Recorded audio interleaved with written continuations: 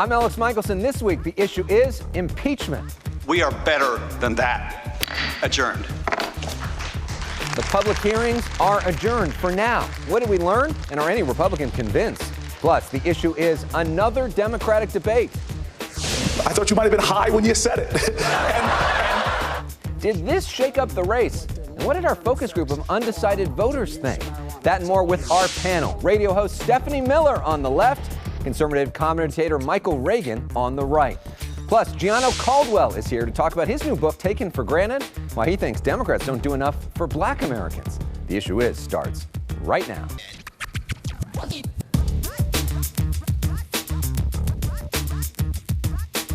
And welcome to The Issue Is. I'm Elex Michaelson. It's been an especially busy week in politics, so we brought the A-team, and we begin with the big issue of impeachment. This week, multiple witnesses testified publicly that there was a quid pro quo between the Trump administration and Ukraine. In their view, the president was insistent that Ukraine announce an investigation into the Bidens in order to get military aid from the U.S. These witnesses allege that the president's personal attorney, Rudy Giuliani, was essentially running a separate foreign policy channel on behalf of the president. So what do we do now? Let's talk about that and more with our panel, both of them returning champions. Stephanie Miller is here. She is, of course, the host of The Stephanie Miller Show. You can listen to her Mondays through Fridays from 6 to 9 a.m. Pacific on Sirius XM Channel 127 and at stephaniemiller.com.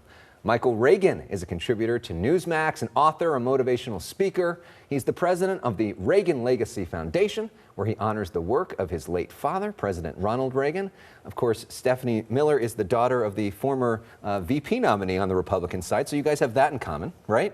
At least there's that. Yeah. Political royalty. He brings most of it. Yeah. I do want to say Michael is my mom's favorite Reagan because my mom is Fox News watching Trump voting 96-year-old. And so last time I had your brother Ron on my show, I told him, who is not a fan of Trump, I told her what he said, and she went, "What does Michael think?" Yeah. She made a face. She's like, Ron Jr. Yeah. Well, we'll find out what Michael thinks in a second. But Stephanie, let's begin with you. The case for impeachment. Why should the president be impeached? I mean, this was overwhelming. I mean, at some point on Fox News, Ken Starr said, it is time for Republicans to do what Barry Goldwater did and go to the White House and tell him it's over. 70% of the American people know he did something wrong. This is before this week. We're at almost 60% for impeachment. This is before this week. 51% impeach and remove. Another 6% impeach but don't remove.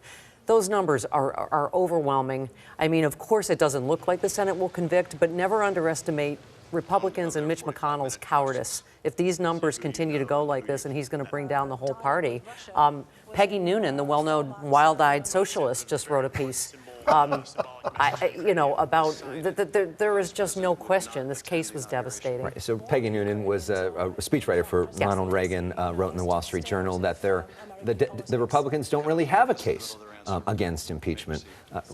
Ron, you say, though, that these are impeachment follies. What's your rebuttal? My mom is only watching this today because you're on. So Well, the reality is, it is impeachment follies in so many ways, because the end result is the Democrats can vote to impeach because they have to do it for their base, like Stephanie and whatever. The Republicans are not going to convict him in the Senate. So this is all a game that's being played out in Washington right now because it's going to end up going nowhere. And as far as quid pro quos, this has been going on since the beginning of time. I said to somebody, so how did Joe Stalin get, Poland and Eastern Europe? What was that all about? Or you could go through a myriad of different quid pro quos that have happened between presidents in the past. There are people who don't like Trump, yes, but guess what? They like the choices of the Democrats even worse. So this is not quid pro quo. This is bribery. This is extortion, and almost every credible legal expert has said so. But you can call it whatever you want. This is not something that happens all the time. To get the word bribery out, they had a focus group. And they did the focus group. Here's a bunch of names. Which one do you like? And the ones that, the bribery is the number. Whatever you call it, though, Michael, are you concerned at all about the substance of what happened, which is essentially the president telling Ukraine, I think it was stupid to make the phone call. Yeah. There's a lot of things I think he's done. I thought it was perfect. Isn't the talking point that it was perfect? I'm not the president. I'm speaking about the president. The reality, I think the phone call was wrong. Yeah. I thought it was a silly, stupid thing for him to do. Yeah. But does it rise to impeachment and you take him out of office? If we're going to start listening to conversations that presidents have with leaders of other countries, we'll impeach every president from here on out, and we'll go back and start impeaching them in reverse. I don't think it raises to the level of impeaching him for Then that what does? conversation. Then what does? What does? Using taxpayer money to try to meddle in an upcoming election after already conspiring to meddle in the last election. What He then? didn't What conspire. does? He didn't meddle in the last election. It is not Where's his. the proof of that? Oh my God. So This is all one story. Russia Yeah. and the Ukraine is one story, and as Fiona Hill so brilliantly said, she begged Republicans, stop doing Russian talking points with these ridiculous debunked conspiracy theories about Ukraine. So let's big picture this, because we both seem to agree that the Democrats are going to impeach, right? Yeah. Yeah. Do you see any scenario where the Republicans vote at all to If these vote in the numbers- Senate? No. You really I'm think gonna so? be- You I'm think gonna that be they're going to really- vote to convict and remove him? Alex, I'm going to be really interested to see what the numbers are after this week, because the numbers I quoted are before all of this completely devastating testimony that even many Read the new Republicans, numbers. Chris Wallace, Ken Starr, people the on new Fox numbers. News said this Wisconsin- week was devastating. Before the hearings, the president was losing to everybody in Wisconsin. He's now ahead of every Democrat in one poll Wisconsin. in one state. Well, see, you Most make of 2 the points. polls, You he's- make one most point of where all you the quote polls, he's- polls. he's I losing to quote the it- top I quote a 5 poll. Democratic My candidates. poll doesn't count, but your polls do. And we got to admit, Wisconsin may be the most important state of all in the He's upcoming ahead in election, the right? polls in Wisconsin. one He's also state. ahead with independents right now. He's up 6 points of independents based on this who don't want to see him impeached. Well, I guess we've come together in that segment. Let's take a pause, though. We're bringing some music. We're bringing in Billie Eilish, who made music history this week. She's the youngest Grammy nominee in the major categories at just 17 years old. Congratulations to her and her team. Up next, we're talking Democratic debates with our focus group of undecided voters and these two. Stay with us. More of the issue is right after this. Bad Guy. This is your favorite song, right? That's what you blast? Yeah. I welcome the challenge of connecting with black voters in America who don't yet know me. Mayor Pete Buttigieg trying to expand his support with African-American voters during this week's Democratic debate. This week, we watched that debate with a focus group of undecided voters. I do have the experience of sometimes feeling like a stranger in my own country. As an African-American, what did you make of that? Well, honestly, I really appreciated the way that he answered that question. When you compare black and gay, a lot of times that can go south. He could not have articulated more better without disrespecting the struggles of the people of color, of African Americans. So raise your hand if you think more of Pete Buttigieg after tonight. Oh, absolutely. Yeah. Everybody. So he improved his position with everybody. Yeah. Many of you said you really liked Cory Booker tonight. He had a moment that I'm sure will be played over and over again. I hear him literally say that I don't think we should legalize marijuana. I thought you might have been high when you said it. Raise your hand if through this process your opinion of Biden has gotten better. No. Raise your hand if it's gotten worse. Neither for me. Who's the best candidate to Biden. actually beat Biden. Trump? Biden. Biden. Biden. That's unanimous, yeah. You all think that Biden's still, even though you don't. Still. Yeah. Interesting. So they think that Biden's the strongest nominee, even though they don't like Biden as much. Back with our panel, Stephanie Miller, Michael Reagan. What did you guys, Michael, start with you. What did you think of the debates this week? Biden does well because he is trying to hold that middle ground, and everybody else is so far to the left, and they know that doesn't have a chance against the President of the United States. So I think that's why Biden is where he is. I will tell you this, though. If Biden would have run in 2016, most likely would have won because Republicans were looking for an off-ramp from Donald Trump in 2016. He didn't give it to them, and they weren't going to vote for Hillary. Yeah. So he missed his shot, and the party passed him by between 2016 and today. He might not have won the nomination against Hillary in 2016, though. She had a lot going for her then. Stephanie, what do you think? I don't know where you're getting that nobody can beat Trump, because literally in pretty much every national poll, our top 5 candidates all beat Trump. And I think there's a good chance he'll be in prison anyway. Here's my point, Alex. I don't know. Honestly, he may not be the nominee. Yeah. If this gets as bad as I think it's going to get, I think there is also a chance he's going to resign. He's going to be forced to. I will vote blue no matter who, Alex, as I've said before. That being said, I'm a Liz Warren and Kamala girl. I mean, to me, they're without a doubt, they are the most experienced in terms of, Kamala, as we know, ran the second largest Justice Department in the United States. Elizabeth Warren created the Consumer Financial Protection Department. I think they have the best experience, the best plans. No, the fact is, most people in your party have real trouble. That's why others are getting in right now. No, there's not people dropping out. There's more getting into the race. He could find somewhere. You're right. They He see could a party find a in country with disarray, extradition. So I'm not. It's and not necessarily the reason the reason the mayor's doing well is because he's likable. He's most likable, more likable than anybody else on that panel right now, and that's why he's moving up in Iowa. Would he be the strongest nominee? Oh, I don't think he'd be the strongest nominee. He's got 1% of the black vote. So who's the strongest? He's the mayor of a tiny little town, not as big as this table. Who's the strongest nominee? But he's nice. Who's the strongest nominee? The toughest person to run against, if you're... I think the toughest person to run about would still be Joe Biden. Yeah, and Stephanie, what do you think? I think it's early. I'm He's curious. not in the race I'm yet. curious why Liz and Kamala aren't likable. Do they not smile enough? No, Kamala, she blew it out in the first debate, which brings up busing. Everybody went like, huh? And her poll numbers shot and way up. And they died ever since then. Yeah. Right? All right. I'm just saying mostly Republican when they say unlikable means has vagina. Okay. All right. We're gonna leave it there. You have one? I do have one. Did you just ask me if I have a vagina? Okay, we're gonna stop. All right, we're gonna continue our Grammys theme. Taylor Swift nominated for writing Lover.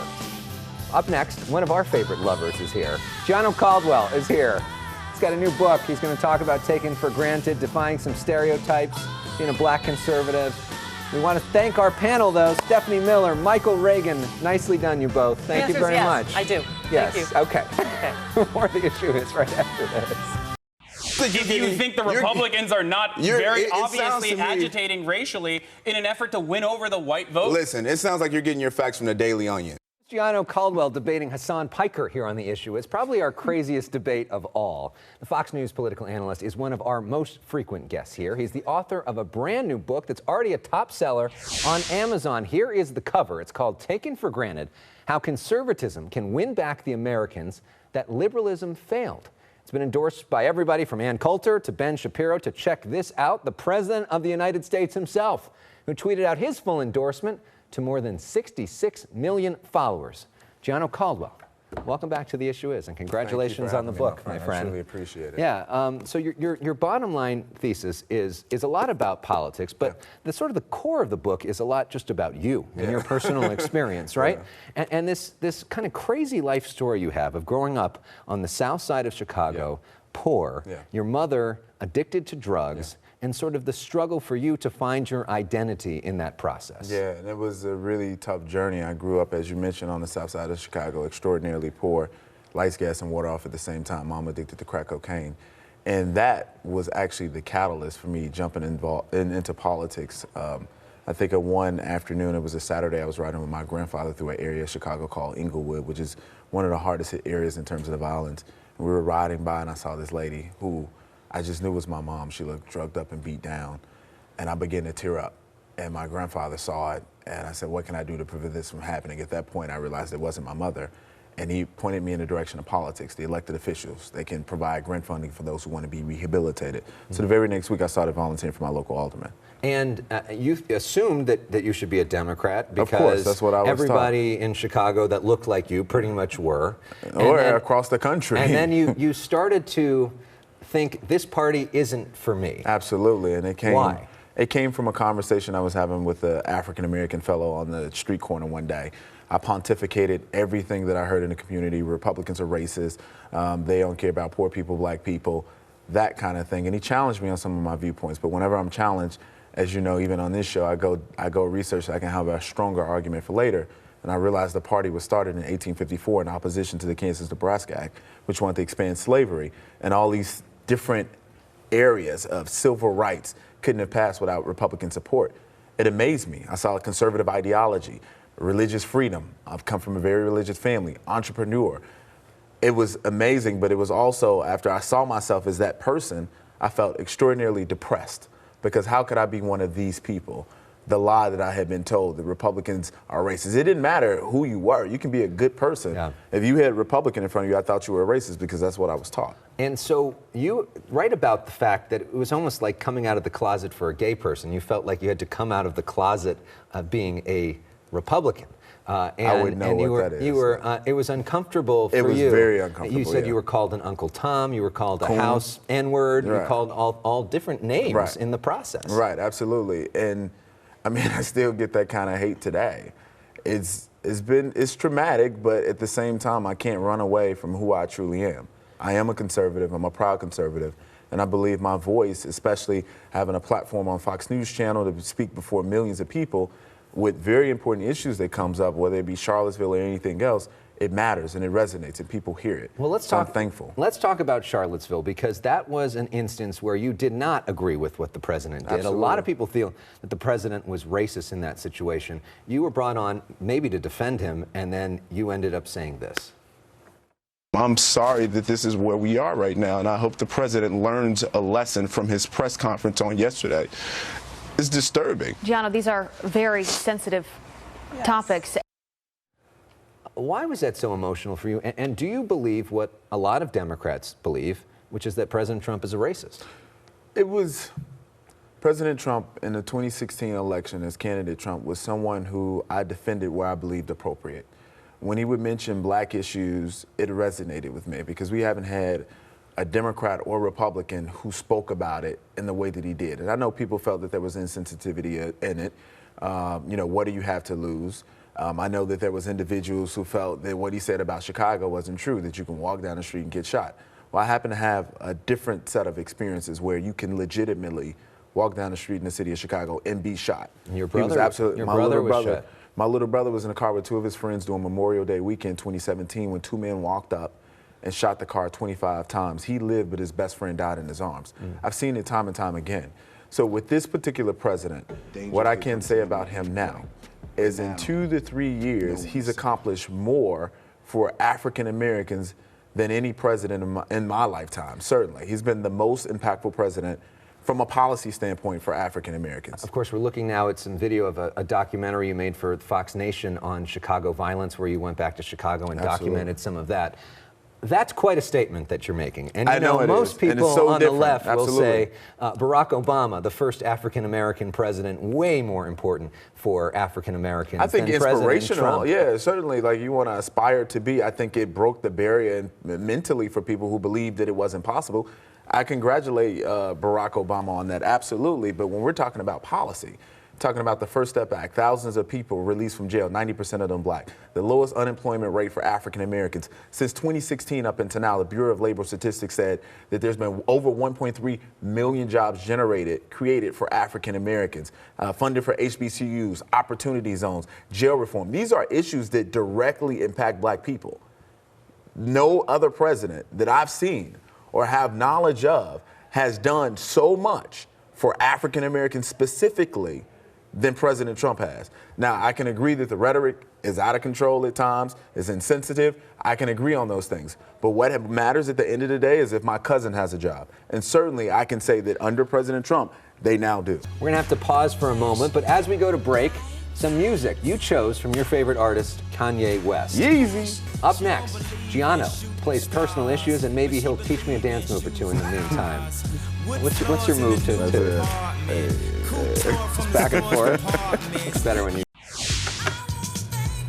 Next week, our Thanksgiving week show is all about gratitude.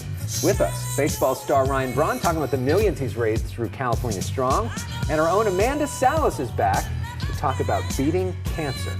Back now with Gianno Caldwell. Next week's show all about gratitude. You're grateful, I'm sure, for your new book, Taken for Granted. All right, so let's do something called personal issues. You've been on the show so many times. I have a lot of those. But you've never been, so do I. You know many of them. This is where we're going to put 30 seconds up on the clock, and we're going to get to know you a little bit better. Okay? So, Gianno, who is the best rapper of all time? Kanye West. What's your favorite book? Taken for Granted. Oh, my God. Dream vacation spot? I love Italy. Favorite newscaster? Elex Michaelson! There we go, Elex. Favorite athlete of all time? Michael Jordan, I guess. Okay. Favorite restaurant? Jesus, anything in Italy. Favorite liberal? Who would that be? I don't know. Donald Trump? Who's your role model? My grandfather. Yeah, why is that? He taught me about politics. In addition to that, he was one of the individuals who always told me never to give up. Someone said something negative about me, he would tell me it wasn't true. He inspired me, and he still does. He's my biggest hero. Awesome. All right, again, that book is called Taken for Granted. Congratulations on all the success so far. We're going to play some more Kanye, because he's your favorite. Yeah. Power, because you're a very powerful guy. Oh, wow, that's so nice of you. You're dope. My man. Congratulations. My man. Happy Thanksgiving to everybody watching at home. Have a great one. We'll see you next week for more of The Issue Is. Here, now we really can see it. Do I need to stand up and do it? Let's see it. Let's see it. There it is, right there.